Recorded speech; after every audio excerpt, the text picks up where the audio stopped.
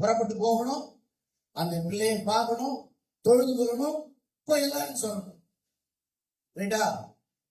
இப்ப அதான் ஒர்க், அதான் மினிஸ்ட்ரி, அதான் அசைன்மெண்ட். நடுராத்திரியா கொடுப்பார் ஆண்டவர். அவன் எப்ப வேணாலும் கொடுப்பான் இல்லையா? அவருடைய நேரம் சரியான நேரம். அவரை நீ கண்ட்ரோல் பண்ண முடியாது. ஆண்டவர் என்ன காலையில 5 மணிக்கு ஜெபம் பண்ணணும், கரெக்டா 5 மணிக்கு நீங்க பேசலான்றதெல்லாம் சொல்ல முடியாது. நீங்க படுக்கும்போது கூட பேசுவார், பாத்திரம் உட்கார்ந்து போது கூட பேசுவார். அப்பா இன்னைக்கு ஒரு நாள் யாரும் இல்லை, ஜாலியா இந்த ஜோக்ஸ் எல்லாம் பார்த்துட்டு இந்த படத்தை பார்த்துட்டு தூங்கலான்னு பார்க்கும்போது கூட பக்தர் அங்கிருந்து பேசுவார். ஏப்பா நீ பண்ற காரியம் நியாயமா?